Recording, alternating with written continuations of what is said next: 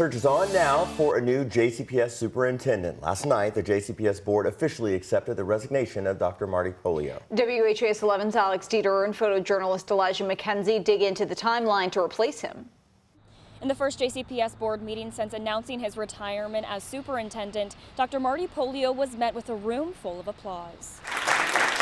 A little over 8 months left as superintendent, the board voted unanimously to accept Polio's resignation. Ayes have it. Someone was supposed to vote no. But my message tonight is I want to assure this board, my team, and all the JCPS family that I will not let up one bit until the close of business on July 30th, 2025. I believe is how you finish is the most important thing, and I commit to sprinting through that finish line and finishing with everything I have. We now know the timeline of the process to choose his successor. Here are some key dates. A search firm will be used and chosen by December 1st. The community will get involved by December 15th with surveys and listening sessions. Applicants will be recruited in February and March, and a superintendent is planned to be approved in June. If all goes well, July 1, the new superintendent will begin. While board chair Corey Scholl has said the search will be national and local, board member Gail Logan-Strange thinks the wider the net, the better. I think that gives us different experiences and different perspectives. She is also hoping the new leader will continue some of Polio's mission moving forward. Keep the DEP program and all the work that Dr. Polio has started as far as it relates to diversity and making sure that all of our students are getting a quality education. I need for that to happen. Alex Dieter, WHAS 11 on your side. According to board chair Corey Scholl, if no candidate is found to fill the position or the top candidate cannot start in July, an acting superintendent will be named. Oldum County Schools will also soon be looking for new leadership. In a letter to families, Superintendent Jason Radford said he will not ask the board to renew his contract next June. In the letter, Radford said it's time for a new chapter. He also pointed to what he says are accomplishments during his time with Oldum County, like improved test results, employee raises, and creating a strategic plan for the district. He wrote the district is, quote, poised to thrive as we continue to think about engaging, empowering, and elevating the experiences of everyone. Radford has served as superintendent since 2021. The effort to seat a jury in the Hankison retrial is moving into its second day. Attorneys will spend the next few days trying to weed through the 150 potential jurors to get a pool of 12 with 4 alternates. The former Louisville Metro police detective was back in a federal courtroom yesterday for the start of his retrial connected to the Breonna Taylor case.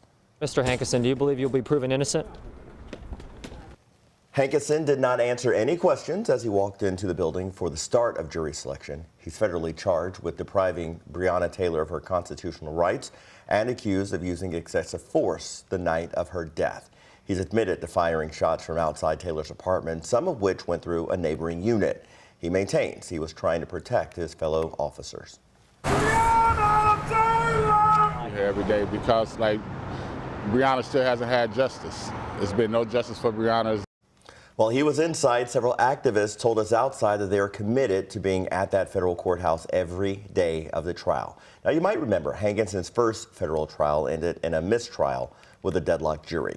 Prior to that, he was cleared of criminal charges in Jefferson Circuit Court. That was in 2022. What was once a home used by Black Lives Matter Louisville is now covered in soot with barely anything left. A fire consumed the Highview house Monday morning, and arson investigators are combing through the rubble looking for a cause. Activists called the space Harriet's Hill, named for Harriet Tubman. Black Lives Matter organized there and stored supplies for people in need. Chanel Helm, the longtime leader of the Louisville chapter, says gas and electrical services were off at the time, so she doesn't think those could have caused the fire. Helm instead believes someone intentionally set it. Get that the name and the work upsets a lot of people, but we really take care of our own and we take care of our community. And just like any organizational structure that wants to buy property, we deserve the right to do that too, and that's not up for anybody's discussion or ridicule. Louisville Metro Arson is actively investigating the cause of the fire. We asked them about Helm's claim, but they wouldn't comment on the open investigation. 3 Heiney Brothers coffee shops were targeted by thieves all in one night. Metro Police told us that string of burglaries happened Sunday night at 2 Bardstown Road locations and 1 location on Frankfort Avenue. Right now, it's not clear what was stolen.